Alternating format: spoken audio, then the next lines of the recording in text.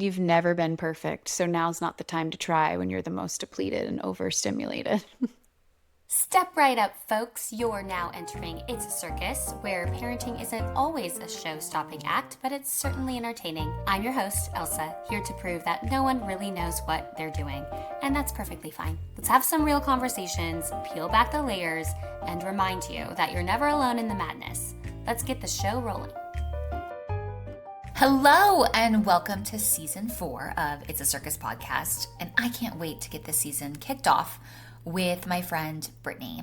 She is somebody that I knew in LA. I think I met her very soon after I moved to LA and have just kind of followed her journey from afar via social. And she ended up having a kiddo around the same time I had my kiddos. And we just started chatting again, and it was just so cool. She is definitely very multifaceted, multi-passionate, creative entrepreneur and mother whose career spans over 20 years in entertainment, beauty, wellness, influencer marketing, and creative direction. So she's just super rad, and you will see in this conversation her honesty and vulnerability on all things, but specifically motherhood, is absolutely inspiring. Brittany brings a raw, honest, and heartfelt perspective to motherhood. She openly shares her journey navigating single parenting, co-parenting, personal healing, and rediscovering her voice and power as a woman. Her mission is to create conversations that make other mothers feel seen, supported, and less alone, reminding them that they can grow, evolve, and rebuild while raising beautiful humans, which is exactly what this podcast is all about. So without further ado, I am honored to have Brittany on the podcast. Hello, welcome Brittany to It's a Circus Podcast. Thank you so much for being on. And I want to kick us off with a quick question, which is, who are you a mom of, and for how long, and have you always wanted to be a mother? Is the answer a mother of everyone I've come into contact with since the beginning of time? Is That that is a an proper answer. answer? Because That is an that's answer. okay. I realized that later. No, my name's Brittany. Hi, thank you for having me. And I'm the mama of a 3-year-old little girl named Aya. Oh, she's so cute. I mean, I don't get to see her face because you She's have the boundaries, sweetest. so thank you. But like, she is so cute. And from what you talk about her, sounds amazing. So I love, love, love, love. Thank you. Yeah, she's the best. She's so cool. And the stage is so cool. It's like having like a real person now, not just like a blob that I know needs me and loves me, but like is choosing to love me and like just responding to me and like is my friend now. Like I have a little friend with me at all times. She is the luckiest. I can only imagine. I love it. Well, tell us how you got here. Same to you. And Oh, these little babies. How did you get here? How was this a planned situation, not a planned situation? How has this, you're saying you're a mother of everything. How have we gotten here? Tell us that. so, okay. Wow, it's loaded. This one's usually an emotional, it gets people to get chills. So, well, it's good you started with this. I never said I'm going to be a mom, but I think I showed that in all of my career choices, all of my interactions with life, how I responded to the earth, to animals, to like I said, my job roles. I was always mothering everything, babysitting very young. I don't know why people trusted me, but it makes sense. Um, I was with someone for 5 years who didn't want children. And so I was like, oh, yeah, I mean, it's fine. Same. And then I became 31 and my body was like, "Bah." Like, that's actually real. First of all, did not believe that. I was like, okay. I started like fantasizing. I was dreaming about a baby for 7 years, first of all, this little girl I was dreaming about. And I was like, I don't even know who this is. This is so weird. Where's her dad? Hello, who's the dad? And I could never find my boyfriend at the time in the dream. I'd always like look for him and I'm like, where is he? He's not there.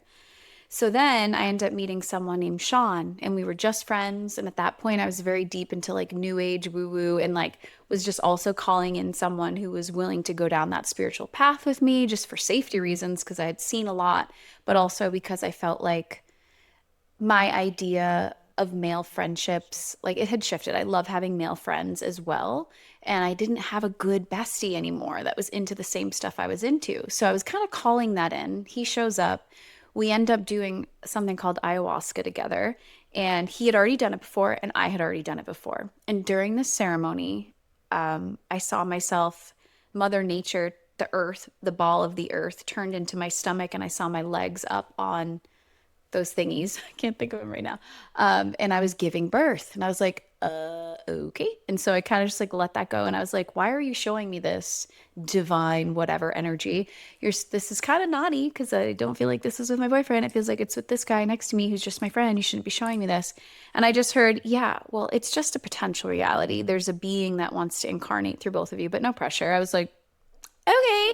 So never said anything because that would have been inappropriate to talk about when this man is not my boyfriend.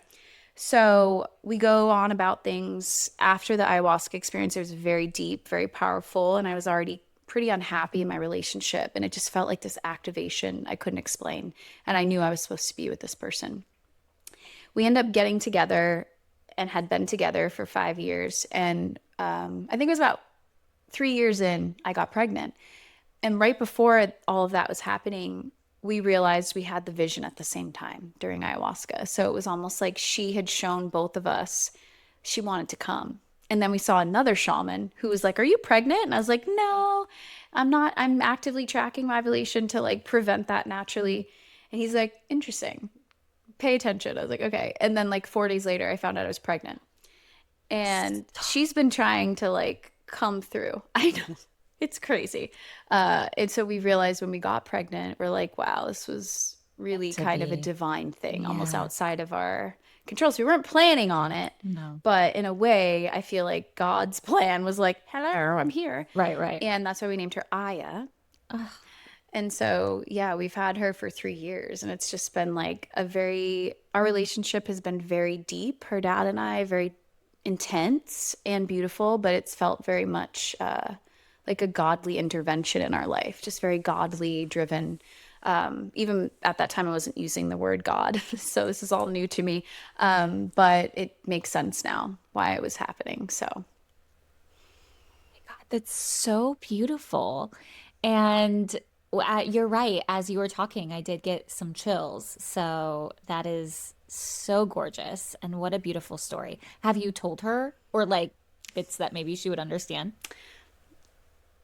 yeah, he used to tell her a story about like this grandmother energy that's like a vine in the rainforest and she has wisdom and she guides you and your spirit and like that's why we named you this. And it was raining the next morning in Pasadena, which is so rare if you know California. So that he thought of her name. He was like, "Oh my gosh, her name's Aya Rain." So like it just became such a clear intention that like that was her name. And so we can't wait to explain it more too about all of it. But I feel like she already knows. Like she's just so like special that I feel like she's already like, duh, I know. Hello. Yeah, she's like, I lived that story. Like, thank you for confirming. Like, I got this. Yeah. That Yeah. is incredible. So, how was like pregnancy for you and postpartum? And we can start with like one to another. So, you felt like she was coming in already, and being that vessel for a human is wild. How was that experience for you?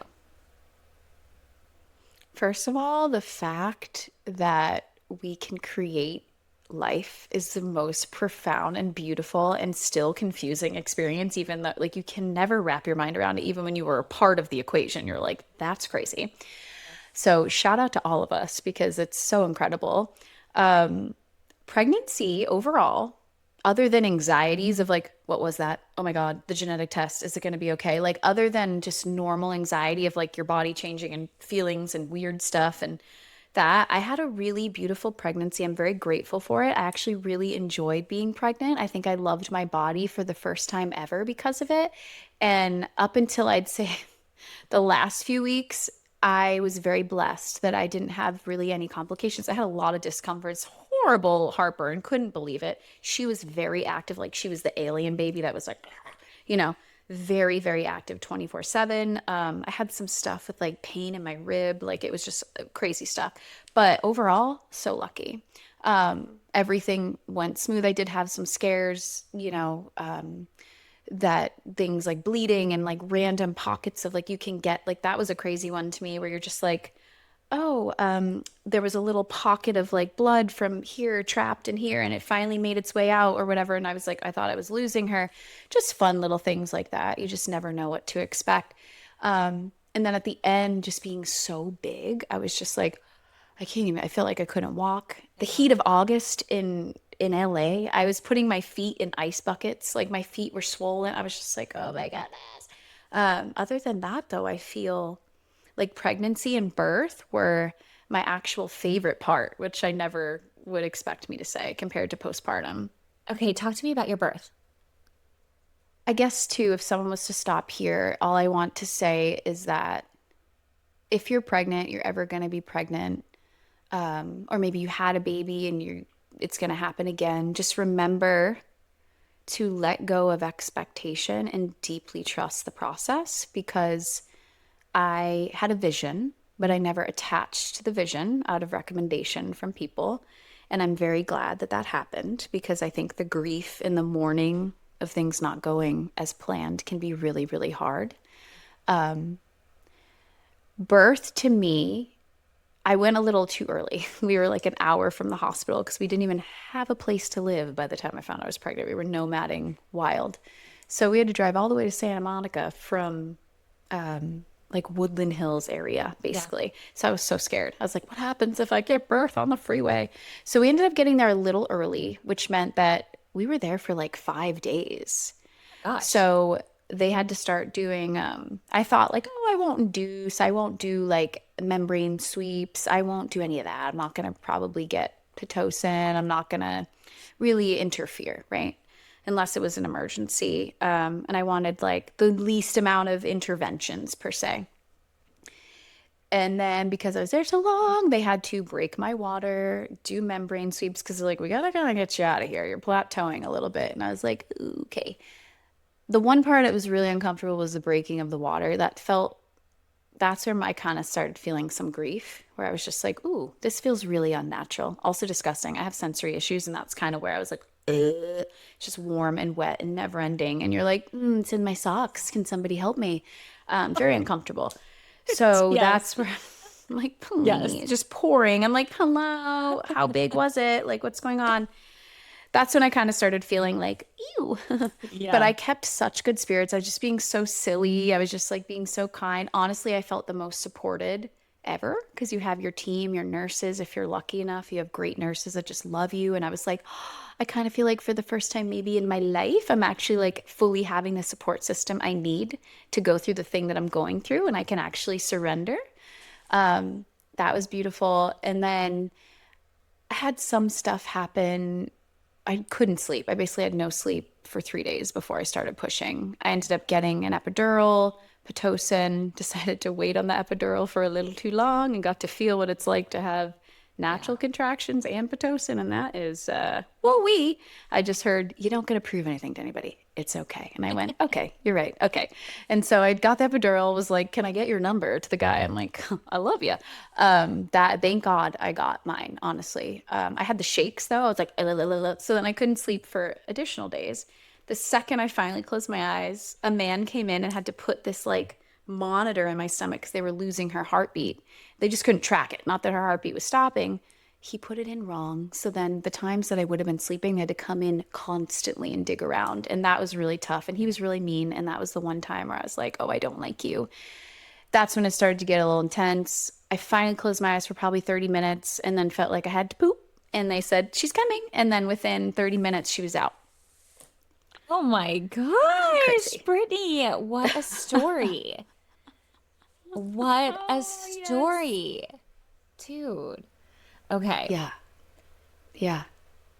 So you were there for a long time and the Yes. you I just want to like highlight what you said in the beginning because it's so powerful and I will tell you this lesson is one I feel like I have to learn all the time.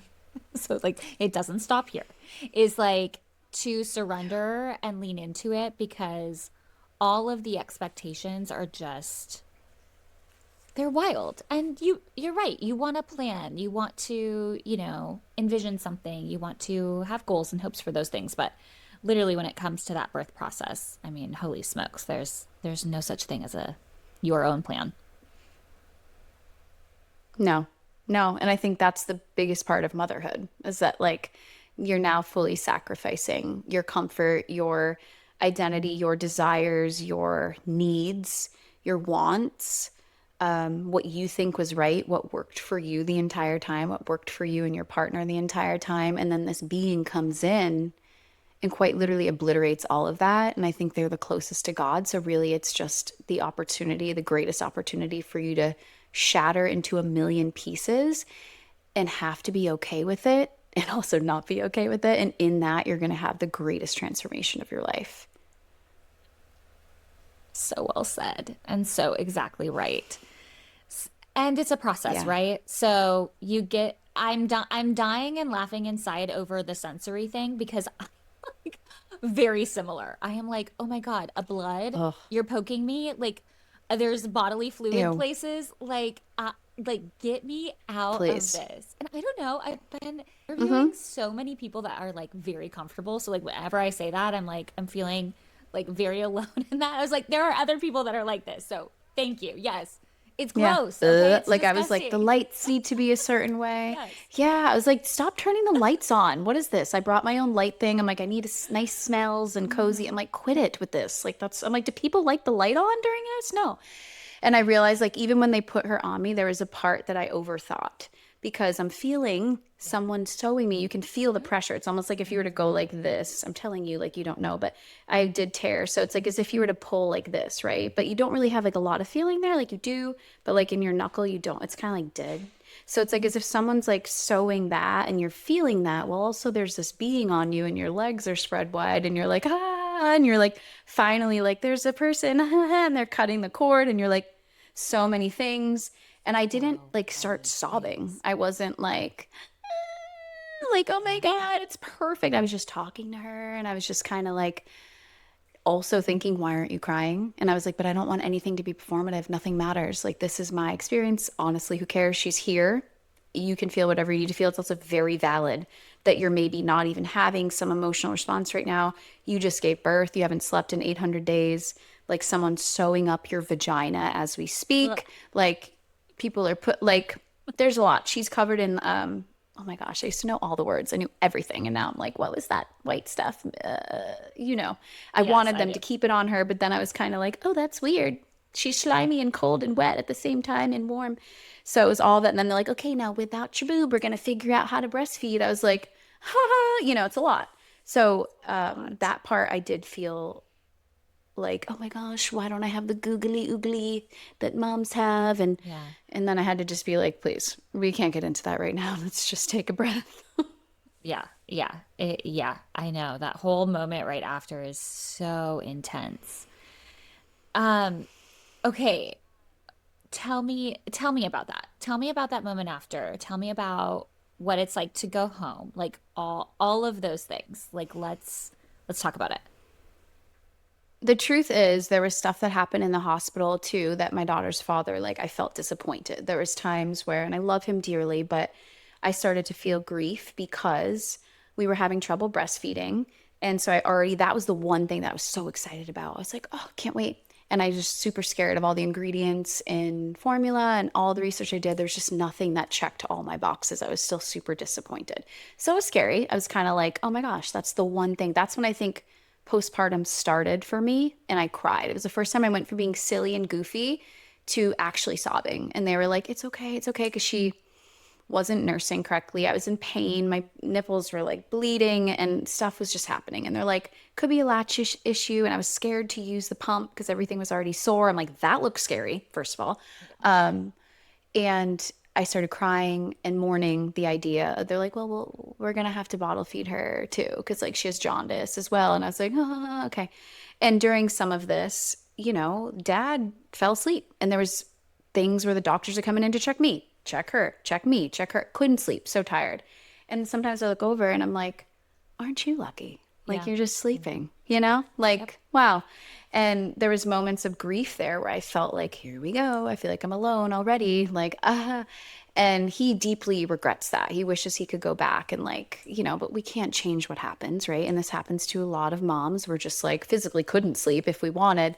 So I feel like there was that grief and then the breastfeeding grief and then the overwhelm of like, here, you see these nurses come in and swaddle them And you're like, I'm sorry, what did you just do? And I would try, and I'm like, I can't even swallow her. Like, I don't know how to swallow her. And they're like pushing on your belly. You have to take a shower. You have like stitches. You're bleeding. You're just like, this is a lot. I had a catheter. Like, you're just like, mm. And they're just like talking you through these things, flopping them around, not scared. Just do this and do that. And here's the bath and the tub. And I'm like, okay. So I felt very overstimulated, just like very calm in certain ways and very overwhelmed. And then they put you in a wheelchair. For the first time I felt I'm not sure the proper term here. I felt unable to do a normal task, which was walk. So I'm like, you're telling me I'm not legally allowed to walk right now. But yet now, then after that, the next step is get in the car with your child and we're leaving you. I was like, this feels intense. The most unable I've been shown, like the most least functioning I'm being told I am. You're now telling me to go do the craziest thing of my life and you're not coming with me. Yep. And that was the craziest feeling. And then I was just in the car like nodding off, and Sean, her dad, was like, that drive is so scary for dads because you're like, I have the most important thing in the car and I have to just drive and I don't know what I'm doing and what are we going to do when we get there? And do we remember if we put her in the car seat correctly? So it's like a lot of feelings. It's just like never ending feelings that you don't even have time to process. Right. Right. Right. It's so outrageously intense.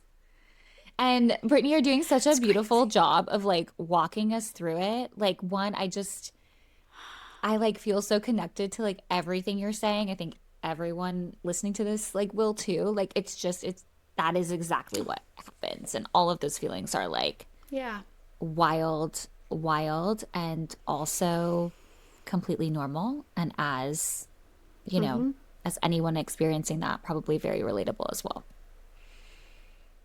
Yeah, because a lot of people do, and bless them. I do think maybe some people have it easier, they're better at certain things, or maybe there's people, I'd like to say one of my gifts is being able to be vulnerable and not be scared. And I've had people roll eyes and been like, ugh, does she even like being a mom? Like whatever people think, right? Yeah. I'm okay with talking about the hard stuff because to me, that allows others to never feel alone in the ways that I felt alone, because I didn't quite see these conversations happening very much when I needed them. And I wish that I did. I had a lot of the ooey gooey like conversations and I was like, oh. And when I didn't only feel that, I felt like something's wrong with me. And like, why am I not able to be that? But really, like, I do have sensory issues. So like other people that do have enhanced sensory stuff, like that alone is already wild. Like the sound, they're crying, their bodily fluids, your bodily fluids, like it's a lot. Sleep deprivation, I think, is what shattered my relationship with her dad. Like we are just not good without sleep. She had jaundice. We had to wake up every like hour and a half to feed her because she was so underweight.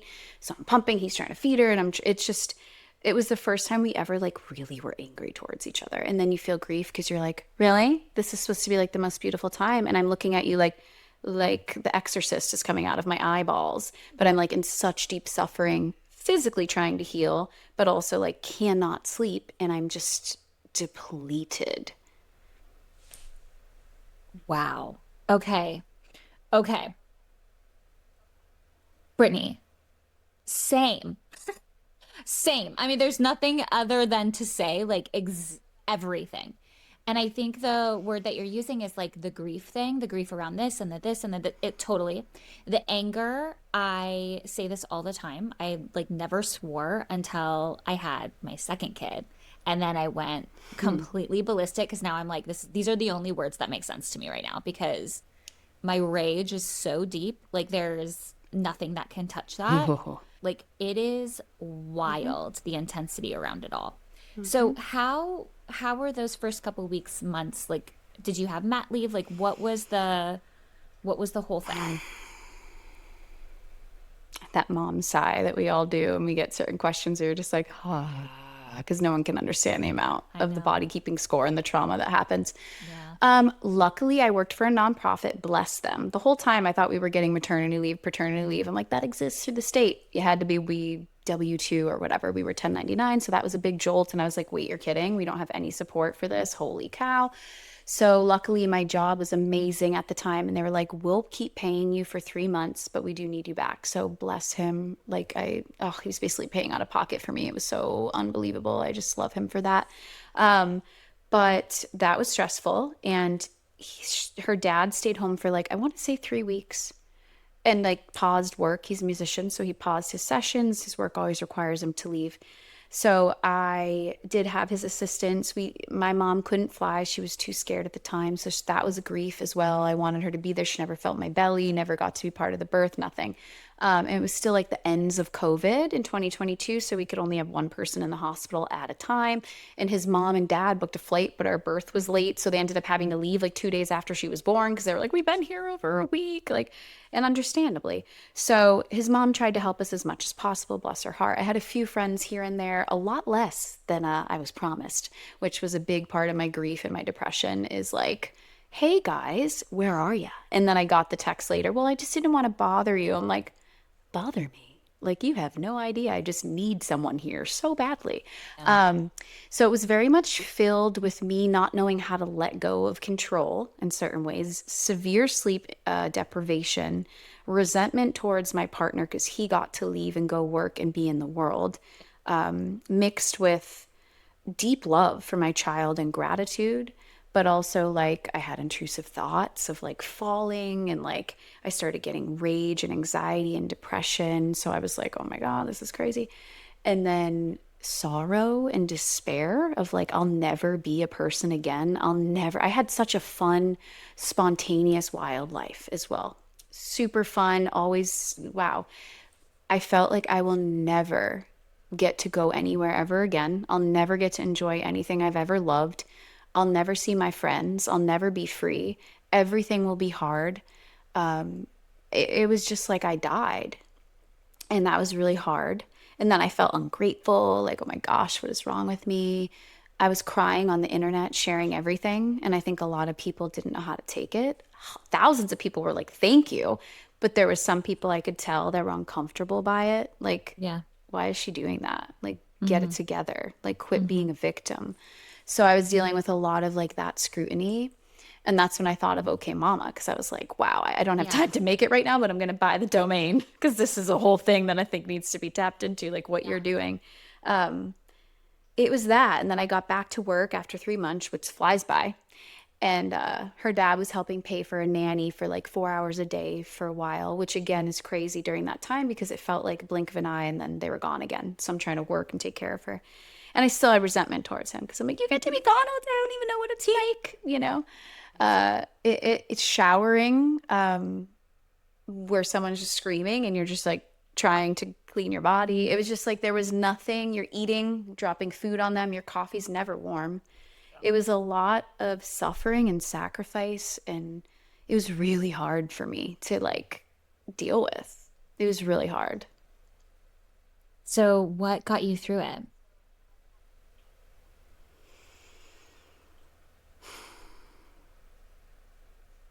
Oh, I feel emotional. Just the love that I had for her Yeah. and just how like it's a weird thing to say, but for the first time in your life, you have this person in your life that you just met and you're not really together because of chemistry. You don't even speak the same language. It's like a mail order bride, right? And they don't even speak your language. And you're like, well, this is kind of weird after all. The idea was really different in my head, but I guess this makes sense. It is kind of strange. I don't even know what you like. You don't even understand any of this. But I'm supposed to love you. In fact, I have to love you, and I do love you. But I'm talking to myself all day. Do you love me? Is this okay? Am I doing okay? And also, I also sometimes just have never wanted to get away from someone more in my entire life, but you're quite literally attached to my nipple. Like, it was just the weirdest feeling of like, you're screaming at every day you scream at me. Like, you're the first person in my life where like, I have to accept that you're just gonna cry every day and like it'll technically like be like this for who knows long. So Right. you're just like Feels dealing like with for like adjusting to this relationship. It's weird. It's weird. And then you're like, but I love you more than I've ever loved anyone. But I also like need space from you more than I've ever needed space ever. And I can't get it. no. I know. That's what I like.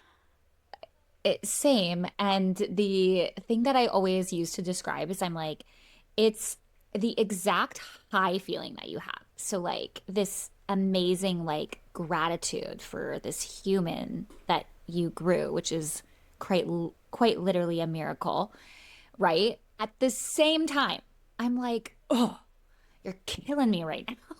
But like, I'm obsessed with you. But like, oh my gosh, I need a second. Okay, 1 second. Yes, literally a second. And I think, I will say that's because we don't have like the nuclear families, we don't have the tribes, we really don't have the support. Because even our poor partners, it's like, yeah, we could sit here and be like, you guys had it made, you have no idea. But really, they don't have any idea. And they're doing their best and they're still going through hormonal changes that people don't talk about and like all kinds of mental stuff and identity shifts and trying to figure out what we need when we're like, I don't know what I need. Like, and it's a lot. And, we used to have other people who could feed our babies, other people who could step in and do certain things. We're still dealing with finances. Like it's not really a system set up for success is unfortunate. So a lot of what we're feeling is just the byproduct of the lack of support that we really do need for baby and mom and dad. And it's like, you Yeah. can't, it's almost like no, barely any relationship that I know of was ever like better or perfectly the same when we're expected to do so much for another part. Still do, like, we're expected to still do what we were doing for our relationships, our friends, ourselves, our bodies, Yep. but then also fully give everything to this other player in the game. And it's like if someone just kept packing on a workload at your job, but didn't allow room for an assistant, but said, you better keep showing up with the same work performance. And that is so wild because you're going to feel like you're failing and flopping and flailing and suffering in some area or a little bit of all just to Mhm. like get by and be the best that you can be. Oh my gosh, I know. It's so wild. And then like getting your life to adjust and kind of this like, understanding that, you will like move through this. I think too, I definitely had moments where I was like, this is it. And guess what? Like I'm not okay if this is it. And like that thought like terrified me for the longest time. And then similar to you and honestly this is the reason we have this podcast is to have honest conversations because I would have loved to have heard somebody say it's temporary, it'll get better, or you know like it's okay to have these feelings or all of the things because we literally just don't talk about it. And I had never heard anyone around me really have a real conversation about this either. And so this whole moving through all of this like insane what I have been calling like the portal. Like this is like such a crazy portal. And I would hope and my wish is for everyone and what I would have loved to have been prepared for is um the depth of everything and then to understand, and I couldn't do it in the moment, but I do believe this now, what a gift it is for you to get to those depths so that you can kind of like rebirth and move through. But like there's no way I would have Mm. known that or thought about that as I was going through that change or portal. 1,000,000%. I mean, half of us didn't even see pictures of our mothers with pregnant bellies because it was still shamed upon. I think it was Demi Moore that was the first one to ever be allowed to be a real pregnant woman showcased on a magazine. Before that, it was all fake bellies, fake pregnancy. Everybody's water broke. It always looked a certain way. Everyone had morning sickness that looked the same in movies. Like it's still so poorly depicted Yeah. and let's not even get into the fact that there was such limited studies on women and mental health and postpartum. Insane. It's crazy. But we weren't really modeled that. We weren't shown the struggles. There was just a Polaroid picture, maybe a picture of our mom. And they were like, oh gosh, don't. Like I'm so many moms are like, no, no, no, don't. Just. And that's why too, because we're reparenting ourselves because even our own parents maybe weren't allowed to talk about the hard stuff. That generation was very like, you shut your mouth, don't cause attention, everything's great, we're so great, and they didn't have access to resources. They probably thought, if we thought we were alone, they probably felt really alone in what they were going through. Totally. Because what are they going to go to the library? Yeah. You're going to go to a city hall meeting and ask around? Like, how could they have? They literally just like didn't even have a free resource. They had to pay Right. money. You're going to take your newborn to the library to read about postpartum issues. Like, God forbid you get to the bathroom. So I understand why it's like this. And I think these podcasts and resources online and us having these real conversations, we're blessed and privileged to do that and provide that for other moms and parents behind us, because I'm sure if our parents could have, they would have, but I don't really even think they had a way to Right. even share their journey so authentically. I mean, you're so right. You're so right on like so many levels. And I think about like even how fast our world is changing and how like we are living in a different world than they did, and we're raising a generation where I have no idea what their world will look like once they have children too. I mean, it's it's wild times and fast moving, and our generations are just like changing so quickly from one to the next. Where Okay, so you put out Okay Mama to the world, and I feel like I saw that in my fangirling to you. But You're so where cute. are you at with that, and what is like the whole thing behind it?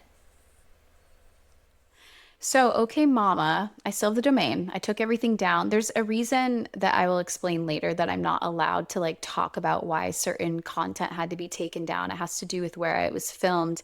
I'm just working through some things that I later will talk about. But I had to remove a lot of content, and I kind of felt like, you know what? At that time, I wasn't working. I was taking care of my daughter. It was up for like a year, and then I took it down. And kind of paused. And I felt like I didn't have the capacity anymore. I was hosting gatherings, but like I just started to feel slightly depressed because I really needed income, and I didn't even have the creative energy to continue it because it was barely bringing in money. But it was meant, it's like postpartum and motherhood support for all parents in all stages. And I had resources on there. I had merchandise. I was putting together mommy and me gatherings, like all these things, interviewing moms, specialists, trying to create funny content to like help moms relate. And that paused. And then as of, I'd say, I was working for a full-time job until literally a month ago. And I was working there for 8 months. So I was just fully invested in that. I was paying off debts, focusing on that specific contract that I had. And I really just didn't have the energy to focus on my personal things. And I decided when they let me go a month ago that I was going to make sure I brought OK Mama back no matter what. I bought myself like a cheap mic, a new camera. I was just like, I'm going to do this. And everyone kept being like, I think that needs to come back. And I don't know if it's going to be exactly the same per se. I'm not in a rush to even get the website up or merch, but I do want to focus on the podcast again and kind of see what comes to life with it. But it really means a lot to me. And I think just okay, mama, the whole thing is it's okay not to be okay. Like, and then like, okay, mama, like the okay, mama. Like, and it's okay to just be like, I'm okay. Like, if someone's like, so how is it? Like, anytime someone presents you must just be loving it. Are you living, loving, blah, blah, blah. Some days you're like, I'm barely hanging on. But you have to be like the little people, like the people that come up to you, usually older women. Are you just so excited to have another one? When's the other one coming? Or Yeah, of like, are you course. just, and you're just like, little do you know, I got an hour and a half of sleep. This is happening. This is happening. I'm at Target because I had to buy more diapers last minute. And you're just like, oh, and you just want to cry. Like, you're like, don't even have it. Yeah, everything's, when really you just want to be like, I'm barely okay. Yeah. I love this, but also I'm barely okay, actually. So I wanted it to be a place where moms could say like, I'm okay, or like, I'm okay, like there's such a difference there. And it's okay to feel both at the same time. And there's always these polar experiences you're feeling. And I just wanted to shine light on that and give resources to people that were in the thick of it, whether your decision was to keep your child or to not, because that's not really talked about. And that's a tough one. That's a scary one. So I just wanted to have every resource humanly possible in one place, for moms to just feel into what they're going through. Oh my God, I love it. Yes, I feel like you are the perfect person for that. Please. Agreed. Go. Like, love it. So here for it. Like, Thank that's you. incredible. Yeah. Thank you. Yeah, girl, of Thanks. Yeah. course. Because, it comes with judgment. Oh, Mom groups can be the most judgy, the hardest to like be a part of. So I was like, I just want to make like a group too where everyone's just like, "Pfft, come as you are, dude. Like, it's all good. Come in your mess. Come in your like, oh, I'm so annoyed with my yes. child. Come in your like, I'm feeling great. Yeah. Just come and hang and like know that you're loved because like we all get it. Like, and if you don't get it, like, maybe you actually can't sit with us. No, you can and we'll love you, but you maybe will be a lesson to be a little more open and compassionate to other moms. Totally. There's another group for you. Yeah. Um, I think you can go back to Facebook. yeah. Yeah. Oh, I love that. Yes, please. And like, where are you now? What's like parenting right now like? And how what's the high, what's the low? What are you guys up to? So her dad and I separated in January. We've been navigating like co-parenting from dating other people to stop dating and being with a mediator, just trying to focus on like we still love each other. What does this mean? The complexities of our dynamic. He's even and like we're living together again because I lost my job and like we really wanted to just use this time to be like, what is it like to live together again now that we've grown? How are we feeling? What are the truths here instead of just living in like romanticized ideas of what it could be, both wanting slightly different things. Like my heart's more closed off, his is more open again. And I'm just like, what does that even mean? So there's so much there with our partnership and parenting, but we've seen the growth as parents because he also, in a weird way, I almost wish every dad or other partner could get a chance to have to be in another home and figure out what it feels like to completely run a home and be a solo parent because most other partners aren't even given that opportunity, right? Right. So I feel like they really don't know. And Right. so he has grown so much because he was forced to do that. And I would get texts like, I cannot believe, like, I am so grateful for you. Right. Like, this, I understand now where your stress lived. I understand why you seemed like the overstimulated parent. And I got to come home and be the boop, boop, boop, and kind of, even admittedly so, had been like, there was times where I almost like rolled my eyes and said, like, thank God I'm not that parent, at you. And he's like, and now I get why you were like that. I understand. Was I perfect? Absolutely not. Was I rageful, angry, kind of miserable at times? Did I project? Do I have emotional stuff that I can grow in? 100%. I'm not a perfect partner or parent, but he was able to understand more of where I was coming from often. So I think that was actually something beautiful. So maybe it's like if I can recommend anything to couples, even if you're not struggling, let the other partner or parent take the kid for like 5 days somewhere or you go away and like make it so they have to understand what it's like waking up, going to bed, waking up, going to bed, and genuinely deeply parenting that child because that's the only way I feel we could ever really let go of the narrative of like, you'll never understand, And that's where resentment lives. So now we're in a pocket where she's 3 and she's amazing. She's been so okay with all of this. We've handled it so well. She's done great. She's so happy. She's my bestie. Like she's so profound and deep, very emotionally advanced. Understands like she's like when you're angry it's not my responsibility and when I'm angry towards you it's not your responsibility and we love each other through it and like that she's just so special. And we've just been able to have so much fun and like she's got her own little personality and she's been in a big girl bed for like almost a year and I'm so proud of her and she's fully potty trained and I'm just like oh my girl. And it's just felt like we're best friends now. And so I'm learning to just witness her and I can kind of step back and just really be myself now and like, oh, and also learn a lot about every relationship in my life now because she's the closest one to me where I'm like, whoa, you're mirroring parts of me that I absolutely could grow in. And like, oh, those are parts of myself I haven't accepted that you're modeling without any shame. Amazing. So it's a deep mirror right now where I'm like, wow, you're like actually helping me grow and be a better person and you love me and accept me and you bring to life my weaknesses and my strengths and like you bring my little child back out, which has kind of been dimmed for most of my life, I feel like.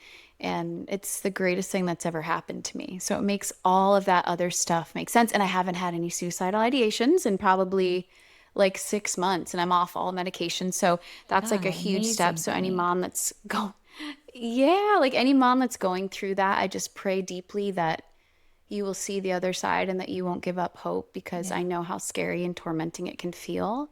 And it does deeply align with sleep deprivation and regressions, because I'll tell you, I get PTSD if there's ever a hard night or they're sick. I'm sure you can relate. You're like, we're back. She's never going to sleep again. They're never going to sleep. I know. Oh my God, what do we do? And like you just get into despair. You're like, please. But it always will be okay after. You got to ride it out. You don't want to hear it in the beginning. It's hard to believe, Yeah. but like it will always pass, even if it feels like it's months, and sometimes it's months, but it will pass. And All that's temporary. the hardest thing to Yeah. believe. It is. Yeah. It's so hard. I'm telling you, there were moments where I was like, this is it forever. This is it forever. We're all not okay. Like everyone is not okay. No one is surviving No, here. literally. Um, seriously. But you're so right. I would love to Yeah, know yeah. from you if you are thinking about where you are now, where you were pre-kiddo, what is some advice that you would give that Brittany going in, knowing that she's going to come into this? I wished that I would say, dear Brittany, what you should be doing right now is writing down and documenting all of the things that you love to do and why and what value they bring, what, what maybe the cost or the challenge would be to continue those in general, like how much they mean to you. And I would keep that note handy, because that's going to be so important to you, because you may forget what you need. And it could be something so simple as like a row of Oreos is so important at a certain time. Like you get those Oreos, or like the ocean, the sand beneath your feet. I let so much go out the window and suffered. And when you're in that despair, it's hard to even know what you like. And I think I forgot how important the little things were. And I just wish I could have like whispered in my own ear, she will live even if you go away for an additional few hours. So like if that's what you need, or if you need to just eat crappy food, like, or really ask for help, like it's okay. And you've never been perfect. So now's not the time to try when you're the most depleted and overstimulated. God, wise words, truly. You're telling them now. I'm hearing them now. I need to hear them now. Those are so good. So good. I love it.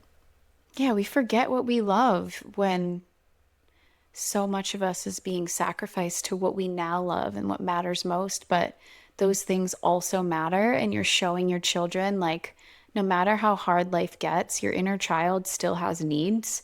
And you will show up better if your inner child is being soothed, comforted, and cared for. And motherhood can feel like, especially to a perfectionist at times, like me, and someone with OCD and PTSD and things like that, and anxiety, like I felt like I had to do it better than I've ever done anything. And it was like, you cannot mess up. Like, you got to figure this out. Yet I felt, in quotes, the weakest I'd ever been in every way. And so you lose the adrenaline of work, you lose the reward system from certain friendships and partnerships. You're not getting the highs and lows of even going to the grocery store and be like, oh, they're out of peas, That's okay. Like little things that you don't realize, like were part of your reward, and like dopamine and all of that. And so you're just sitting there and you're just trying to almost expect to feel something, but you're not even giving yourself the opportunity to feel anything outside of motherhood. And some people aren't even able to or ask for that. But even when I could have asked for it, I almost like still didn't. I was just like, that's not an option. There's no way. Like, there's no way. And I'm never going to have that again. And so I just mourned instead of saying, no, I'm putting my war paint on. Like, I have to do this for myself. And I kind of let myself die to try to keep my child alive, which is crazy, but it feels like that in the moment. Oh man. Yeah. I totally, totally, totally. Um, I want to ask you about something only because you've been posting it a lot and I find it like really inspiring is you had posted some stuff about like peptides and working out and all of that. When did that come into play and how does that play into like your motherhood journey? Okay, so we're gonna get real. This is a anyone listening, if you have any triggers around pregnancy loss or Schmishmorshin, I recommend you skip over, but I have to admit that I was faced with another pregnancy that was 2 years ago, in September or like August. And this is a big part of a lot of the pain as a couple, but we made the decision not to have the baby.